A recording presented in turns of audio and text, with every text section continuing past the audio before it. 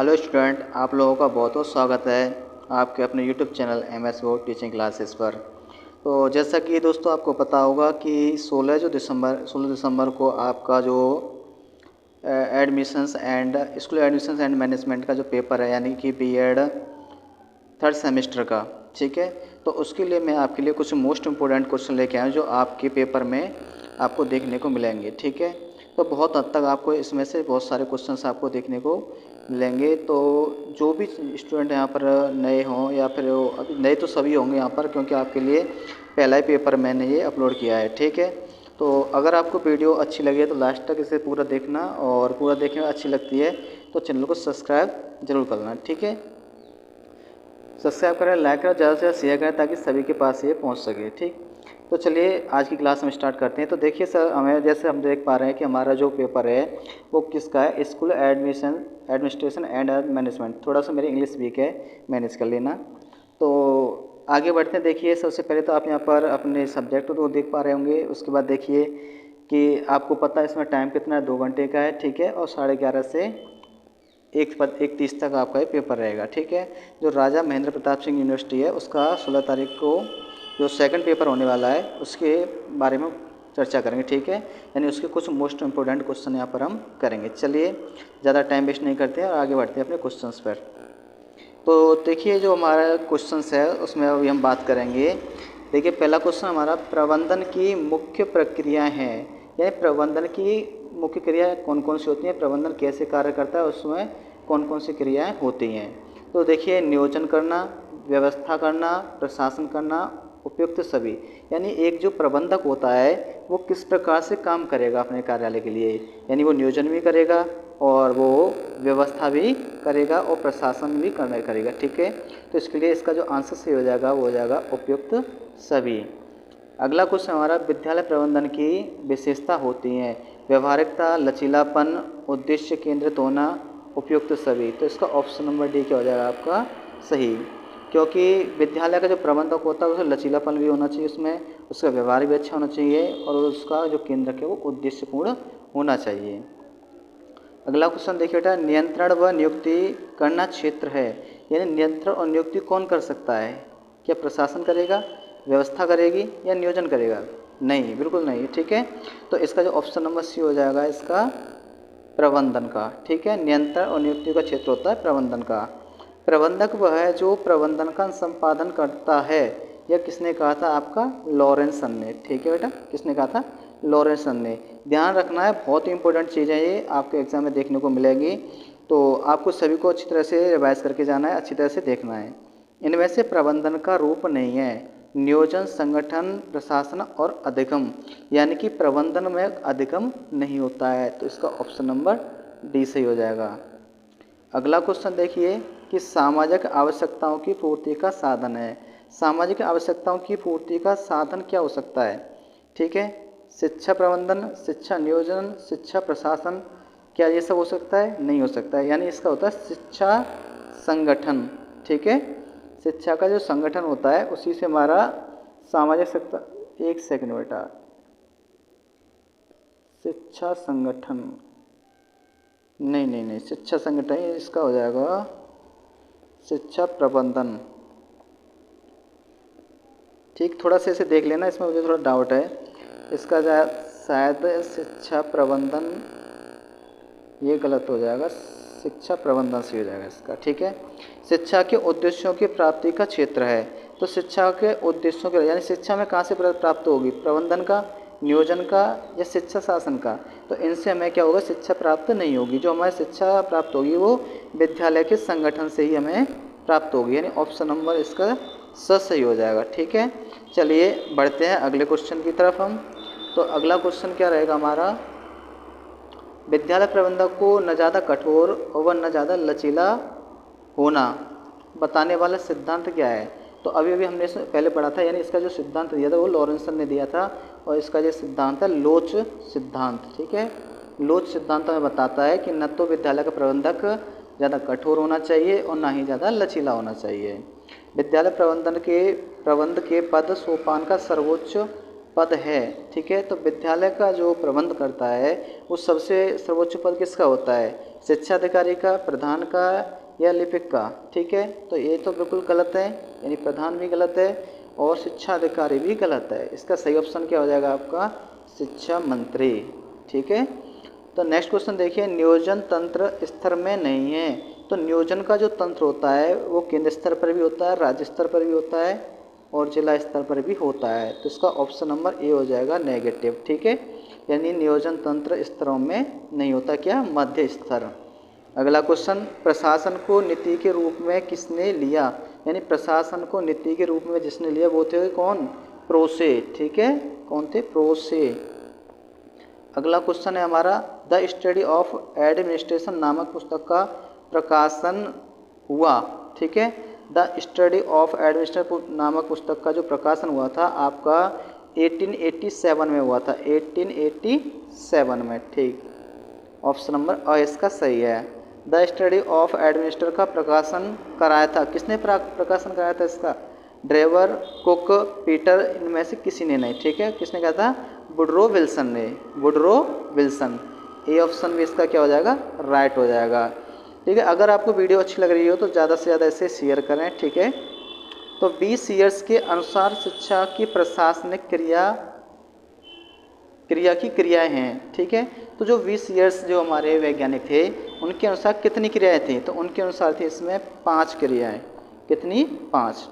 विद्यालय संगठन के मूलभूत सिद्धांत हैं। तो यानी मूल जो विद्यालय का जो संगठन होता है उसके मूलभूत कितने सिद्धांत होते हैं? लोच का सिद्धांत होता है, बिल्कुल सही है। लोकतंत्र सिद्धांत होता है, ये भी सही है। उपलब्ध संसाधनों के लिए उपयोग का सिद्धांत, ये भी सही है। यानी आपका ऑप्शन नंबर 10 सही हो जाएगा, यानी ठीक है। बढ़ते हैं अगले क्वेश्चन पर। तो देखिए अगला क्वेश्चन क्या हमारा, शिक्षक की जवाबदेही पर किसने बल दिया था? शिक्षा आयोग, माध्यमिक शिक्षा आयोग या राष्ट्रीय शिक्षा नीति 1986, इनमें से कोई नहीं, ठीक है। तो इसका ऑप्शन नंबर क्या हो जाएगा? सी ऑप्शन इसका राइट है। यानी शिक्षक की जवाबदेही पर शिक्षा नीति, राष्ट्रीय शिक्षा नीति 1986 ने ही इस पर बल दिया था, यानी एनईपी 1986 ने। विद्यालय की स्थिति कैसे स्थान पर होनी चाहिए? तो देखिए इसमें आप भी अनुमान लगा सकते हो कि आपका विद्यालय कौन सी, यानी आप यहाँ पर पढ़ाना चाहते हो, अब यहाँ के ऐसे बीएड करने के बाद आप टीचर बनोगे, तो टीचर बनने के बाद आप क्या चाहोगे कि आपका जो विद्यालय है वो कहाँ पर होना चाहिए? अंधेरी गलियों में होना चाहिए, या नदी के किनारे होना चाहिए, या फैक्ट्री के पास होना चाहिए, या फिर एक ऐसे स्थान पर होना चाहिए जहाँ की जलवायु व भूमि ना तो शुष्क हो और ना नम हो। तो आपकी जो चॉइस होगी वो ऑप्शन नंबर डी पर ही होगी, द पर। ऐसे स्थान जहाँ पर जलवायु भूमि न तो शुष्क हो और ना ही नम हो। कक्षा में सीटों की व्यवस्था की जा सकती है क्षैतिज रूप से, शीर्षात्मक रूप से, अर्धगोलाकार ढंग से या उपयुक्त सभी, यानी सभी प्रकार से आप इस पर कक्षाओं में सीटें लगा सकते हो। यानी या तो आप क्षैतिज रूप से लगा लीजिए एक समान, या अर्धगोले की तरफ से लगा लीजिए, यानी कैसे भी आप लगा सकते हो। पुस्तकालय विद्यालय का हृदय है, किसका कथन है? ठीक है, तो ये बात आपकी विद्यालय से संबंधित किसने कही थी? जॉन ड्यूवी, ठीक है। छात्र अध्यक्ष में गुण होना चाहिए, यानी आपका जो मॉनिटर होता है, छात्रों का जो अध्यक्ष होता है वो कैसा होना चाहिए? कुशलता, संगठनकर्ता होना चाहिए, न्यायप्रियता होना चाहिए, या नेतृत्व क्षमता वाला होना चाहिए, या उपयुक्त सभी। तो यहाँ पर हो जाएगा आपका उपयुक्त सभी। विद्यालय अभिलेखों का उपयोग होता है, यानी विद्यालय के जो अभिलेख होते हैं उसका उपयोग किस लिए किया जाता है? संदर्भ के लिए, निर्देशन के लिए, आयोजन के लिए, यानी उपयुक्त सभी के लिए किया जाता है बेटा, ठीक है। यानी अगर तुम्हें इसमें से कहीं कुछ भी समझ में आए, अगर आपको कहीं पर संदर्भ दिखाई देता है तो वो हमेशा आपका सही होगा, आँख मीच के आंसर कर देना, बाकी जिम्मेदारी मेरी। तो इसमें क्या बेटा, वृत्ति का अर्थ होता है, यानी व्यायाम, सॉरी गलत मिस्टेक होगी उससे बेटा, व्यायाम नहीं व्यय, जीविकोपार्जन, धनोपार्जन, उपयुक्त सभी। वृत्ति यानी हमारा जो इनकम होती है उसका मतलब सोर्सेस क्या होता है बेटा? व्यय भी कर सकते हैं, उससे हम आपका जीवन का उपार्जन भी करते हैं, जीवित मतलब कि जीविका चलाते हैं, और उससे धनोपार्जन, धन की प्राप्ति होती है। तो इसका ऑप्शन नंबर क्या हो जाएगा आपका? डी, यानी उपयुक्त सभी।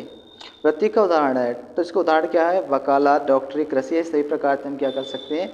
वृत्ति करते हैं। तो इसका भी 10 सही हो जाएगा। चलिए नेक्स्ट पेज। हाँ, प्रबंधन का हृदय कहते हैं, किसको कहते हैं प्रबंधन का हृदय? अधिगम, शिक्षण, छात्रों को या अभिप्रेरणा को? तो इसका होता है अभिप्रेरणा। ठीक है, विद्यालय का प्रबंधन होता है अभिप्रेरणा। किसी भी संगठन का मस्तिष्क कहा जाता है। तो जो संगठन होती है बेटा उसका दिमाग क्या होता है? शिक्षण होता है, अधिगम होता है? बिल्कुल नहीं। तो ऑप्शन नंबर डी तो बिल्कुल भी गलत है, ना अधिगम होगा ना शिक्षण होगा, ओनली फॉर क्या होगा आपका? प्रबंधन। किसी भी संगठन का मस्तिष्क कहा जाता है प्रबंधन को।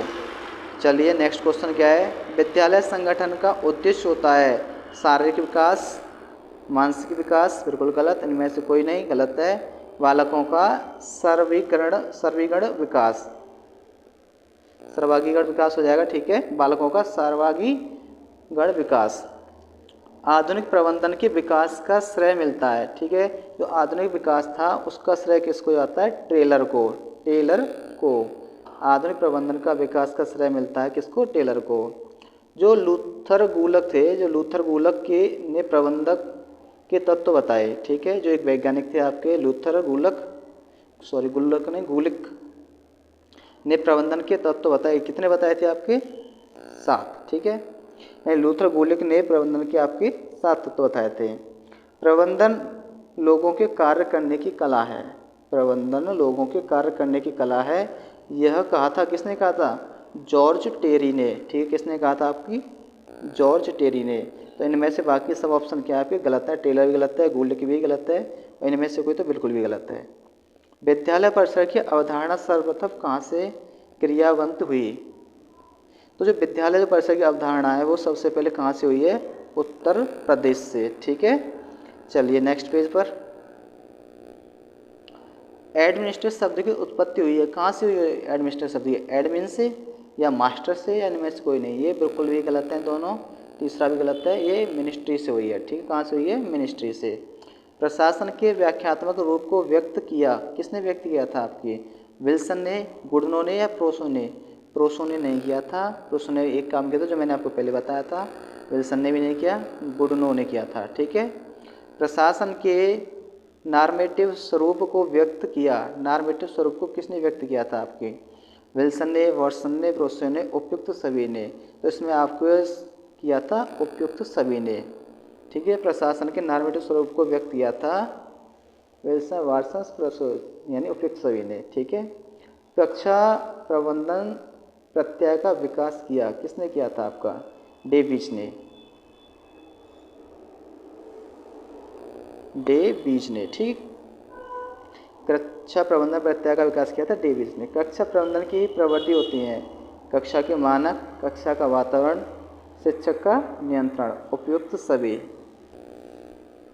कक्षा प्रबंधन की सभी विधियाँ होती हैं, कक्षा का मानक भी करते हैं, कक्षा वातावरण, शिक्षक का नियंत्रण। ठीक, एक प्रबंधक जो कुछ करता है उसे कहते हैं, क्या कहते हैं? शिक्षण, आकलन या प्रबंधन कहते हैं उसे। ठीक है, एक प्रबंधक जो भी स्वीकार करेगा उसे बोला जाता है प्रबंधन। आइए नेक्स्ट पेज पर। SWOT का अर्थ क्या होता है? देखिए SWOT का अर्थ अगर आप सही उसमें अपने हिसाब से अर्थ निकालोगे तो उसके हिसाब से एस का अर्थ होता है सॉफ्ट। ठीक है, SWOT यानी कि ताकत, कमजोरी, अवसर और खतरा। सब ऑप्शन का करेक्ट हो जाएगा। SWOT में टी का अर्थ क्या होता है? तो टी का अर्थ इसमें देखिए, टी का अर्थ यानी एस का अर्थ तो किससे था इसमें आपका? टी का अर्थ हो जाएगा आपका खतरे से। ओ का अर्थ हो जाएगा अवसर से। किससे हो जाएगा? अवसर से। और उसके बाद देखिए इसमें टी का अर्थ क्या हो गया आपका? खतरा। SWOT में डब्ल्यू का क्या अर्थ होता है? तो डब्ल्यू का अर्थ होता है इसमें कमजोरी यानी वीक। किसी भी मिशन को पूरा करने में जो रोकता है, यानी किसी भी मिशन को आपको कोई भी काम करना है तो यानी कि किसी सब्जेक्ट में आपके कम मार्क्स आते हैं तो आपको क्या होता है उसमें अपनी कमजोरी फील होती है यानी वीकनेस। तो यहाँ पर क्या हो जाएगा आपका? डब्ल्यू। रणनीति निर्णय व चयन में सहायक होता है, क्या होता है? SWOT यानी ऑप्शन इसका सही हो जाएगा। SWOT विश्लेषण की सीमाएं हैं मूल्य में वृद्धि, सरकारी कानून, आर्थिक माहौल, यानी कि उपयुक्त सभी इसका आंसर हो जाएगा। ठीक है, आइए नेक्स्ट पेज पर। तो इसमें कह रहा है अवसर व खतरा है। अवसर और खतरा कहाँ से मिलता है हमको?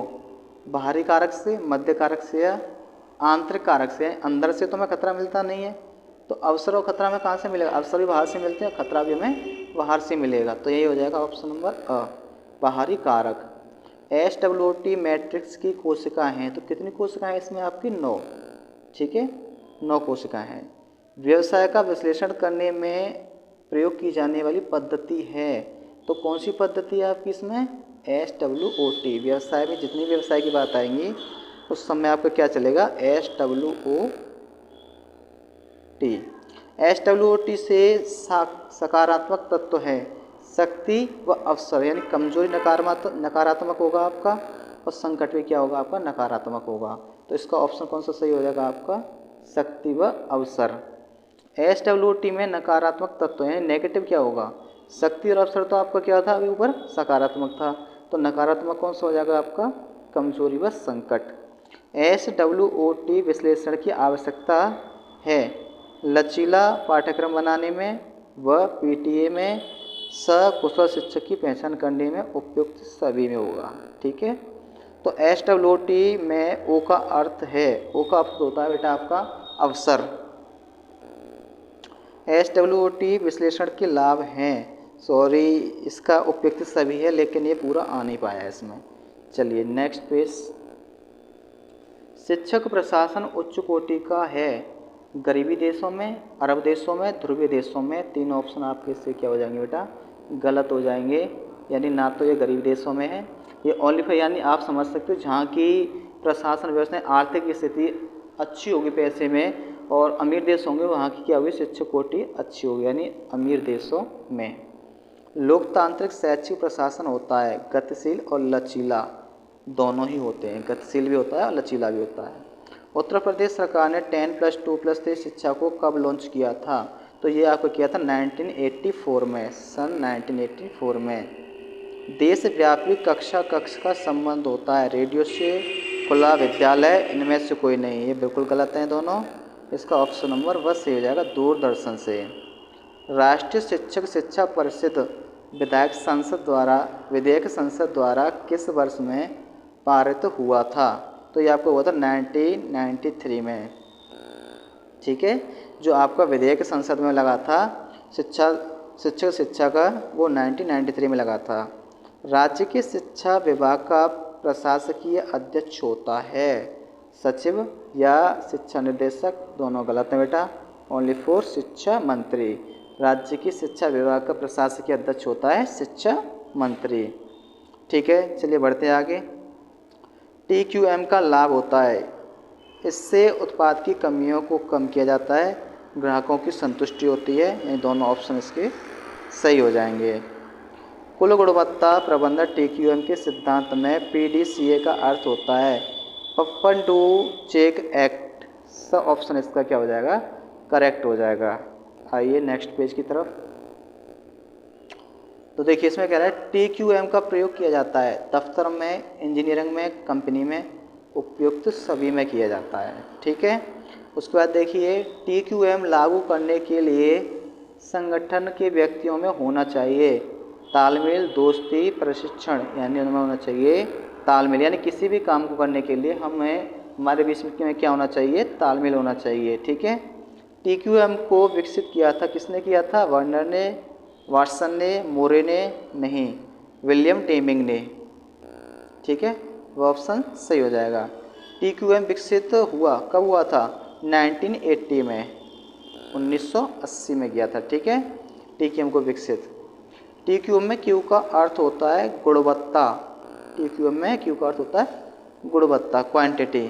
TQM के लाभ हैं आज के बदलते बेरोजगार बाजारों के उपयुक्त। ठीक है, दूसरा सतत प्रक्रिया है, तीसरा एक ग्राहक केंद्रित दृष्टिकोण, उपयुक्त सभी, एंड द ऑप्शन इसका क्या हो जाएगा? करेक्ट हो जाएगा। आइए नेक्स्ट पेज पर। नेक्स्ट पेज बेटा इसमें थोड़ा सा ऊपर कट गया है, ऊपर क्वेश्चन है इसका TQM है, TQ और M। ठीक है, TQM क्या है? TQM क्या होता है बेटा? Total quality management. ठीक है, क्वांटिटी नहीं होता है, टोटल क्वालिटी मैनेजमेंट, यानी ब ऑप्शन इसका क्या हो जाएगा? राइट हो जाएगा। इसके बाद देखिए, एक अच्छी विपणन योजना दूरदर्शिता व देश में क्या आएगा आपका, नियंत्रण या सोच, दोनों नहीं आएंगे, इसमें आएगा ओनली फॉर दिशा प्रदान करती है। ठीक है, एक अच्छी विपणन योजना दूरदर्शिता व दिशा प्रदान करती है। एक व्यापार के लिए निधि यानी फंड, इसके माध्यम से बढ़ाया जा सकता है। यानी फंड को आप कैसे बढ़ा सकते हो, सिर्फ इक्विटी या फिर सिर्फ ऋण, ये दोनों ही प्रकार से, कर्ज लेकर भी बढ़ा सकती हो या कुछ इक्विटी करके भी बढ़ा सकती हो। यानी इस ऑप्शन इसका सही हो जाएगा, अ और व दोनों। एक व्यापार के संचालन की लाभप्रदता के लिए के माप में से एक है। यानी व्यापार का संचालन की जो लाभप्रदता की माप होती हैं उसमें क्या क्या कर सकते हैं हम, आंतरिक प्रतिफल दर, ऋण सेवा कवरेज, वर्तमान अनुपात, गतिशील अनुपात। तो ये तीन ऑप्शन गलत है बेटा, ऑप्शन नंबर अ आपका क्या हो जाएगा, राइट हो जाएगा, आंतरिक प्रतिफल दर। किसे TQM के जनक के रूप में जाना जाता है, किसे TQM के जनक के रूप में जाना जाता है, तो किसको जाना जाता है, WE डेमिंग को। ISI चिन्ह किस पर पाया जाता है, आभूषणों पर, मसालों पर। तो देखिए इसके बारे में तो आपको जानकारी होगी, न तो आभूषण पर भी होता है न आपका मसालों पर भी होता है, ओनली फॉर किस पे होता है, बिजली के सामान पर ISI जो चिन्ह होता है। TQM की धारणा कहाँ से विकसित हुई है, भारत से, चीन से, जापान से, इनमें से कोई नहीं।